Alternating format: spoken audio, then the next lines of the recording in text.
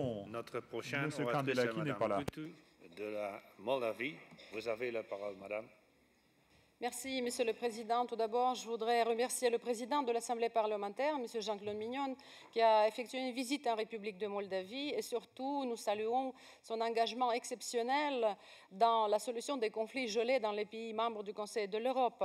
Le rapport que nous analysons aujourd'hui, qui a été préparé par Monsieur Schöpf, est assez important. Le sujet de ce rapport est plutôt humanitaire, mais on ne peut pas se référer à des questions humanitaires dans les zones des conflits gelés surtout, sans parler de la source qui a causé ces désastres humanitaires. Il faut reconnaître qu'à la source de ces désastres humanitaires se sont trouvées des agressions militaires, et dont une des parties agresseurs a été la Fédération de Russie.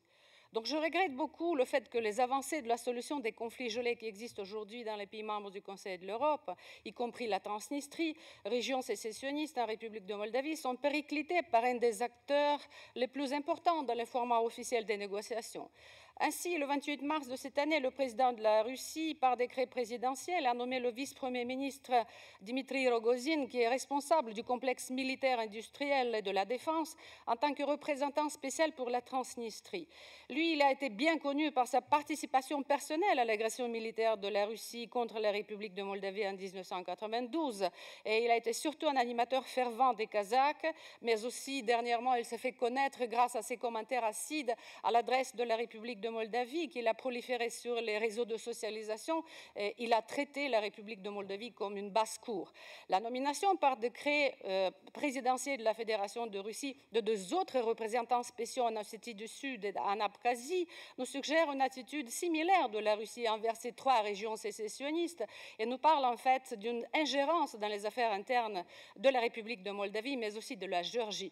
En plus, le mandat de M. Rogozin, il a le titre représentant spécial du président pour la Transnistrie.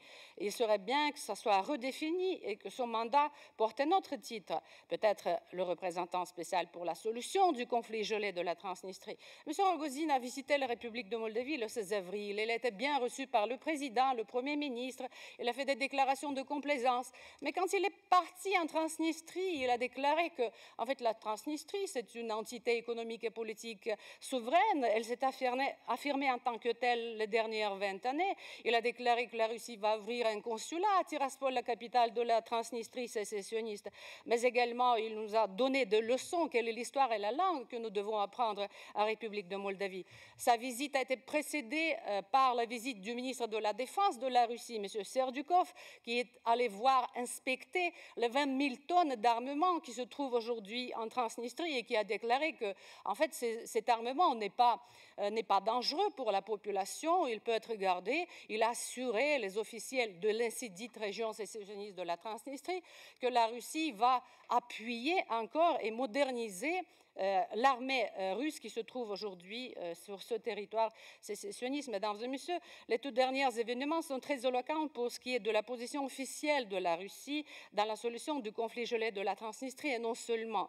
Il serait bien que la Fédération de la Russie cherche plutôt à solutionner et à participer effectivement dans la solution des conflits armés et de ne pas violer la souveraineté et l'intégrité territoriale de la République de Moldavie. Et au lieu de manifester ses politiques expansionnistes et militaristes, la Fédération de la Russie devrait avoir plutôt une attitude envers la violation des droits de l'homme dans d'autres régions de la Russie, qui est la Tchétchénie, où le droit de l'homme semble être une belle image descendue des manuels de géopolitique.